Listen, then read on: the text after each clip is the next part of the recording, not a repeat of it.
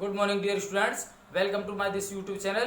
प्यारे बच्चों, आज मैं आपके लिए लेकर के आया हूं चैप्टर स्पॉटिंग एरर्स। बहुत सारे बच्चे जो 10+2 पास कर चुके हैं, वो बहुत सारे बच्चे हमसे रिक्वेस्ट कर रहे हैं कि सर आप कॉम्पिटिशन के लिए कोई भी एक अच्छा सा चैप्टर प्रिपेयर कीजिए। तो आज हमने आपका ये जो वीडियो बनाया है वो इसी स्पॉटिंग एरर्स पर ही बेस्ड है।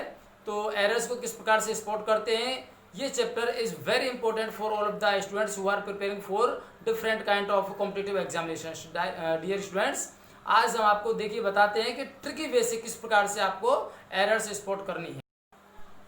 This chapter is very important for all of the students who are preparing for different kind of competitive examinations.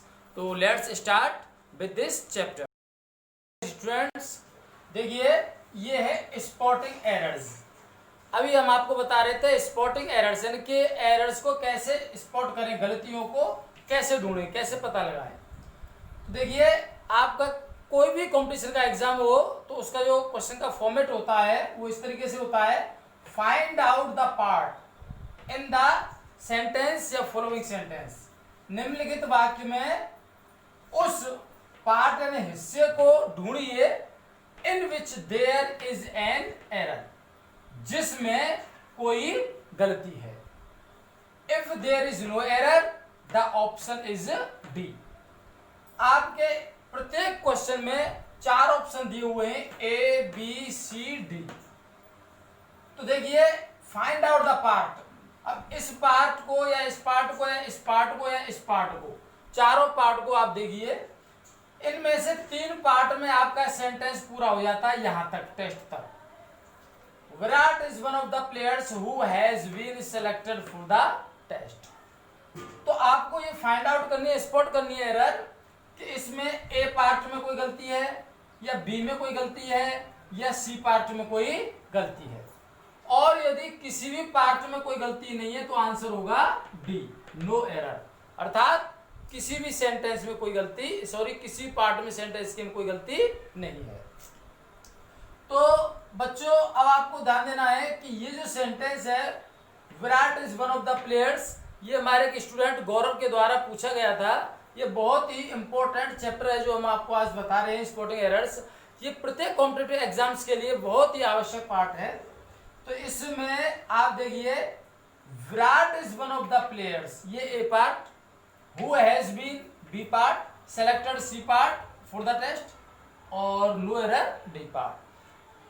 A B C D 4 option आपके पास आते हैं, किसी में भी कोई छोटी सी ग्रामेटिकल मिस्टेक होगी जो आपको फाइंड आउट करनी है, स्पॉट करनी है।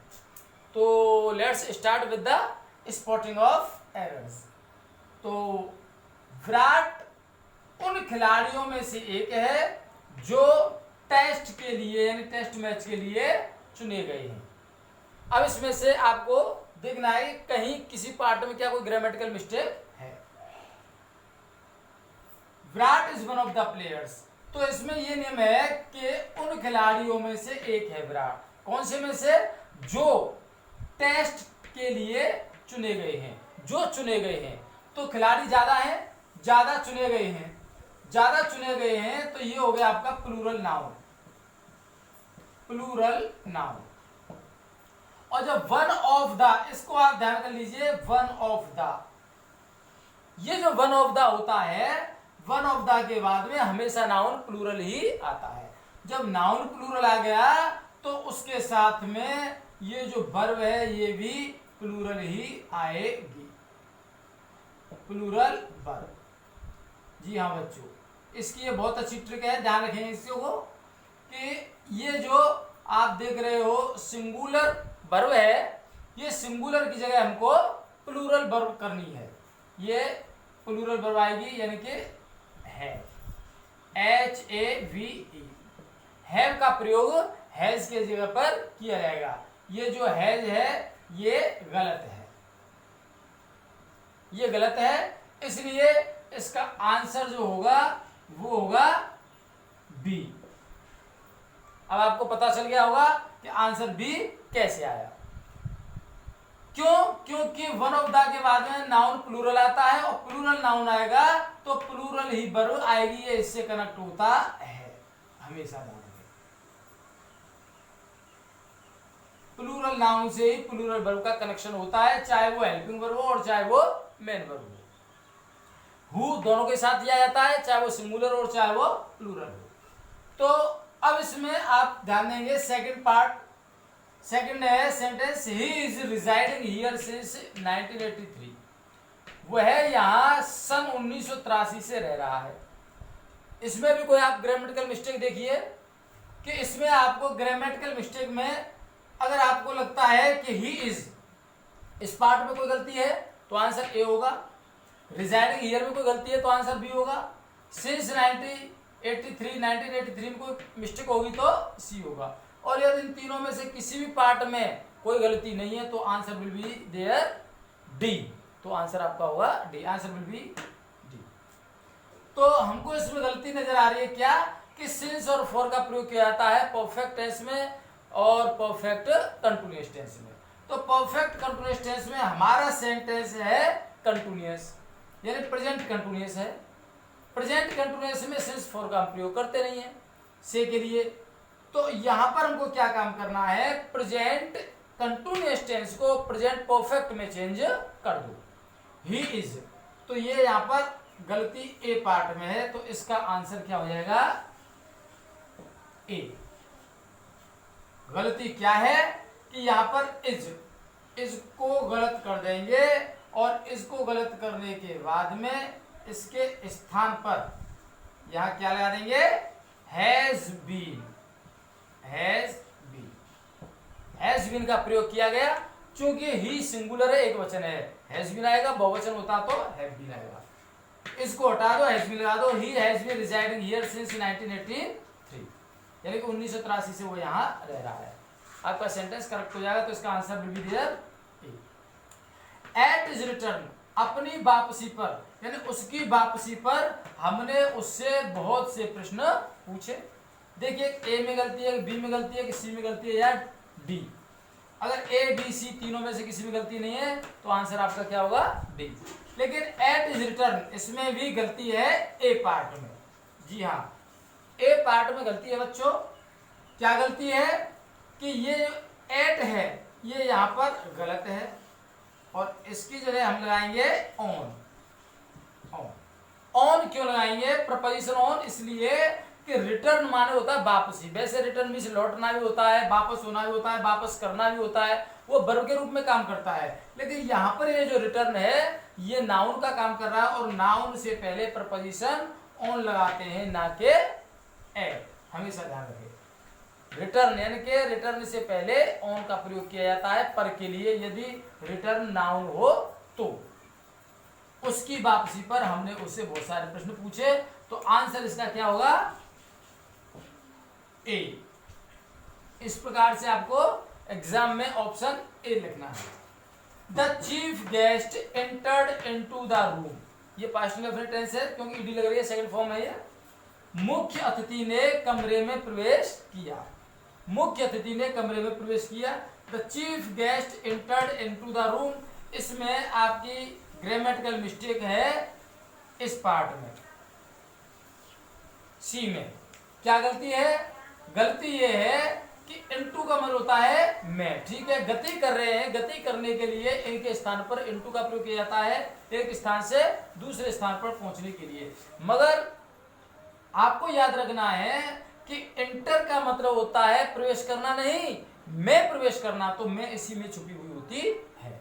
इसलिए इसमें में की हमको अलग से एक्स्ट्रा मीनिंग कोई लगानी नहीं पड़ती है, तो इसमें ये इनटू गलत है, ये नहीं आएगा, इनटू का प्रयोग इसमें नहीं आएगा। The chief guest entered the room, हो गया आपका सेंटेंस, यानी मुख्य अतिथि ने कमरे में प्रवेश किया। इस प्रकार से इसका आंसर होता है सी, इसका आंसर होता है C. She is very angry on him, वह उस पर बहुत नाराज है। नो एरर, कोई गलती तो नहीं है। देखिए ए पार्ट में गलती है या बी में गलती है या सी में गलती है। अगर कोई गलती नहीं है तो पार्ट डी आंसर होगा इसका। लेकिन इसमें गलती हमको नजर आ रही है सी, ये वाली। क्या, क्योंकि यहां पर ये जो ऑन है ये बिल्कुल गलत है, ये गलत है। यहां पर प्रयोग किया जाएगा विद या फिर एट का प्रयोग कर सकते हैं। बस आपको ये ध्यान रखना है कि ये जो सजीव है इनडायरेक्ट ऑब्जेक्ट, यदि आपको एंग्री है, एंग्री के बाद में ऑब्जेक्ट अगर निर्जीव आता है तो आपको एट लगानी है, और सजीव आता है जैसे हिमाया है तो आपको ऑन की जगह विद लगानी है। ये सजीव है, इनडायरेक्ट ऑब्जेक्ट आ रहा है हिम, तो यहाँ पर आपको विद लगाना है जैसा, और एट लगाना है क्या, ये जो नाउन आ जाए या प्रोनाउन आ जाए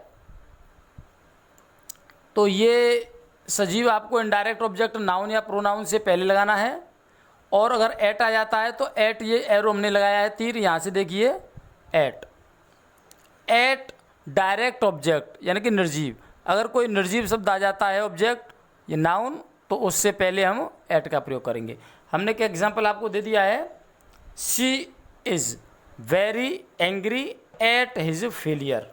यहाँ न तो ऑन आएगी ना विद आएगी, क्योंकि हिज फेलियर ये निर्जीव है, इसको हम डायरेक्ट ऑब्जेक्ट कहेंगे, वह उसकी असफलता पर नाराज है। इस प्रकार से आपको अच्छी तरह से समझ में आ गया होगा। चलिए अब इसके नेक्स्ट पार्ट को हम आपको बताते हैं। ध्यान दीजिए बच्चों, तो ये हमारा छठवां क्वेश्चन है, he walks as if the earth belongs to him, no error. वह ऐसे चलता है, एज इफ मीन्स जैसे कि, वह ऐसे चलता है जैसे कि पृथ्वी ही उसकी हो, बिलोंग माने उस होना, और नो एरर मीन्स कोई गलती नहीं। अब इसमें आपको देखना है कि ए बी सी किस पार्ट में कोई मिस्टेक है। अगर कोई मिस्टेक नहीं तो ऑप्शन विल बी डी। तो ही वॉक्स एज इफ, यहां पर गलती हमको नजर आती है सी में, यस सी में नजर आती है, क्योंकि ये जो एस है ये गलत है, इसकी जगह पर हम क्या कर देंगे, बिलोंग्ड कर देंगे, बिलोंग्ड, ये सही हो जाएगा। क्यों इसका अर्थ होता है कि एज इफ के बाद में जो सेंटेंस आता है वो हमेशा पास्ट में ही आता है। ये सेंटेंस भले हमारा प्रेजेंट है, ये आपका प्रेजेंट टेंस है, प्रेजेंट, लेकिन ये हमको पास्ट लाना पड़ेगा। इसका ये नेम यहां पे लिख देते हैं, एज इफ या एज दो, दोनों का मतलब एक ही होता है, एज दो या एज इफ, यानी ऐसे जैसे कि। एज दो या एज इफ के बाद का वाक्य पास्ट होता है, पास्ट, तो बिलोंग टू हो जाएगा आपका सेंटेंस बिल्कुल राइट। वो ऐसे चलता है जैसे कि सारी ही जमीन, सारी पृथ्वी ही उसकी हो। माय ब्रदर, सॉरी ये 2 बार हो गया, my brother went to your house in the last month. मेरा भाई तुम्हारे घर पिछले महीने में गया था। जरा सोचो, थोड़ा सा सोचो और गौर करो कि इसमें क्या गलती हो सकती है। हो सकता है कोई गलती भी ना हो, नो एरर, डी का भी ऑप्शन इज देयर। तो माय ब्रदर, इसमें हमको गलती नजर आती है सी में। सी का पार्ट ये बिल्कुल यहां पे आपको देख रहा है, इन या इन द प्रयोग नहीं होगा, इसमें ये हट जाएगा, इन, इसको काट दीजिए, इसको काट दीजिए आप इन द को। या इसका नोट है कि लास्ट प्लस नाउन हो, नाउन यानी कि समय हो, समय लिख सकते हैं, लास्ट के बाद में कोई समय हो, last month, last day, last year, last century, इस प्रकार से हो, तो पहले कोई प्रपोजिशन या आर्टिकल नहीं लगाते, ये इसका नियम हो गया। तो आगे से इसको आप ध्यान रखोगे कि लास्ट से पहले कभी भी नहीं आएगा। नेक्स्ट, एवरीबडी नोज दैट, प्रत्येक व्यक्ति जानता है कि you resemble with your father. Resemble माने मिलना, मिलता जुलना, यानी प्रत्येक व्यक्ति जानता है कि तुम अपने पिता से मिलते जुलते हो। तो यहां पर गलती ये है सी, ध्यान दीजिए, इसमें भी ऑप्शन आपका सी है, कुछ नहीं आएगा। इसका नेम क्या है? रिसेंबल के बाद, रिसेंबल के बाद, रिसेंबल के बाद प्रपोजिशन नहीं आता। रिसेंबल के बाद कोई प्रपोजिशन नहीं आता, विद नहीं आता, कोई और भी नहीं आता। Ravi has order for 10 books, रवि ने 10 किताबों के लिए ऑर्डर दिया है। बताइए इसमें क्या गलती है? Try to find out what mistake is there in this sentence. Ravi has order for, इसमें भी पार्ट सी में मिस्टेक है। ये जो 4 है ये हट जाएगा, ये 4 नहीं आएगा। ऑर्डर के बाद वर्ब आती है, 4 नहीं। ऑर्डर प्लस ऑब्जेक्ट आता है, प्रपोजिशन नहीं। बस बात खत्म। ऑर्डर के बाद में कोई प्रपोजिशन नहीं आएगा, डायरेक्ट ऑब्जेक्ट ही आता है। कंसीडरिंग अबाउट हिज क्वालिटीज, उसके गुणों के बारे में देखते हुए या उसके गुणों के बारे में ध्यान रखते हुए, राम एक बुरा लड़का नहीं है। इसमें क्या गलती है? इसमें गलती है ए। क्या गलती है?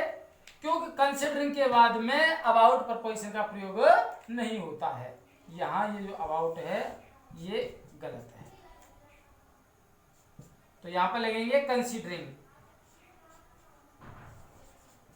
कंसीडरिंग, कंसीडरिंग के बाद अबाउट या अन्य प्रपोजिशन नहीं आता।